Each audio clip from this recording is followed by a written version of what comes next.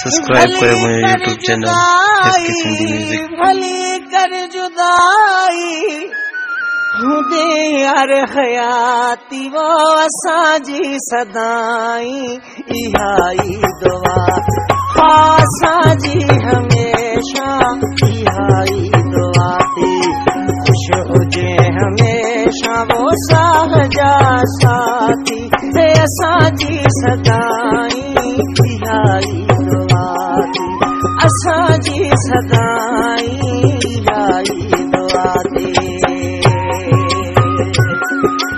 भली कर जुदाई हुजे यार हयाती वो असांजी सदाई इहाई दुआ थी वो असांजी हमेशा इहाई दुआ।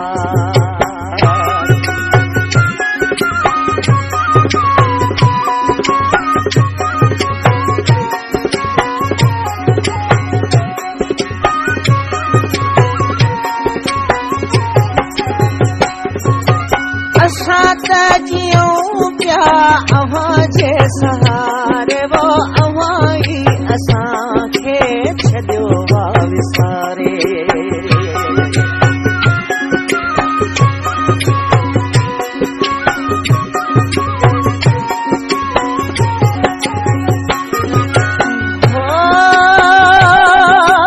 असां त जियूं पिया अव्हां जे सहारे वो असांखे छॾियो वा विसारे।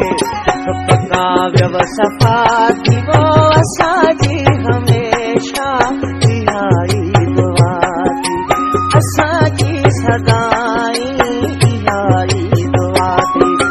भली कर जुदाई हुजे यार हयाती वो असांजी हमेशा इहाई दुआ थी असांजी सदाई इहाई दुआ।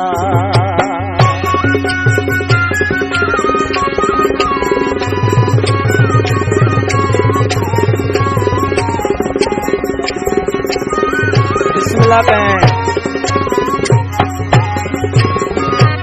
अव्हां जी अमरज़ी करे छा कंदासीं वो कसम सां अव्हां खे न मयाद ॾींदासीं।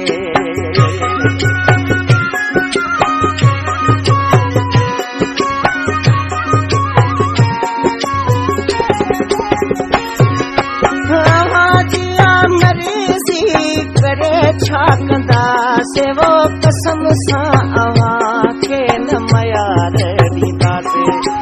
भली बेवफा थी वो असांजी सदाई इहाई दुआ थी असांजी हमेशा इहाई दुआ थी। भली कर जुदाई हुजे यार हयाती वो असांजी सदाई इहाई दुआ थी असांजी हमेशा इहाई दुआ।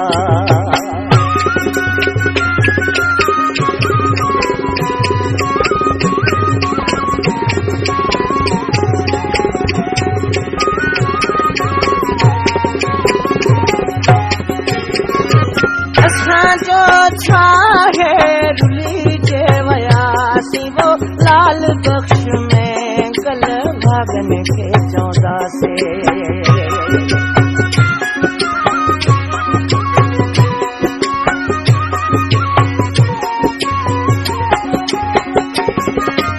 असांजो छा है रुली जे वयासी लाल बख्श में कल भागन के चौदासीं।